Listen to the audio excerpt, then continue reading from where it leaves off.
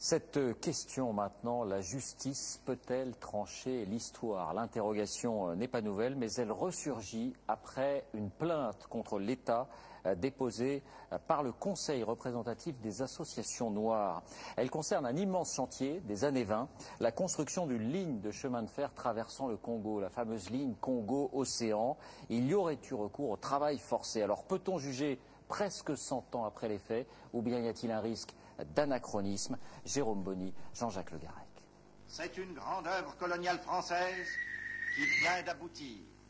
La jonction Brazzaville-Pointe-Noire du Congo-Océan est réalisée... Un chantier gigantesque, sans précédent au Congo, avec 100 000 ouvriers congolais ou amenés d'autres colonies françaises pour la construction d'une voie ferrée de 610 km reliant Brazzaville à l'océan.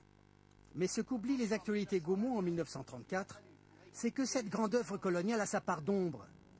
Tous les ouvriers du chantier sont des travailleurs forcés. Les 13 années de construction de la ligne ont coûté la vie à 17 000 d'entre eux. C'est pour sortir cette hécatombe de l'oubli qu'une association vient d'assigner devant le tribunal de grande instance de Paris la société de construction des Batignolles, maître d'œuvre, mais aussi l'État français, pour crimes contre l'humanité. Après l'abolition de l'esclavage en 1848, on a institué des travaux forcés pour les indigènes de l'Afrique et de l'Indochine. Et ces travaux forcés se distinguaient fort mal de l'esclavage première façon.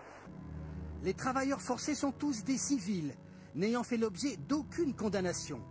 Sans salaire, sous-alimentés, ils effectuent des travaux de terrassement à la main. Au début des travaux, 57% des travailleurs forcés meurent de maladies et d'épuisement. Alors peut-on parler de crimes contre l'humanité? Les tribunaux peuvent-ils juger l'histoire? Les deux historiens que nous avons rencontrés sont partagés. Je ne sais pas si les tribunaux sont les mieux armés pour le faire, parce qu'ils ont une arme, qui est l'arme pénale, qui qualifie des situations comme étant constitutives de bourreaux d'un côté et de victimes de l'autre, qui donc tranche dans l'histoire, qui quelque part reconstruit l'histoire à sa manière, en créant des catégories différentes, selon qu'on est du côté des bourreaux et du côté des victimes. Et je crains qu'effectivement, dans ce cas-là, il y ait une lecture simplifiée de l'histoire. On ne peut absolument pas faire table rase du passé. C'est-à-dire ce que l'on vit actuellement dans le contemporain est bien issu d'événements historiques. Les tribunaux ont ce rôle à jouer, qui est d'une certaine façon une façon de déployer la question, de la faire connaître.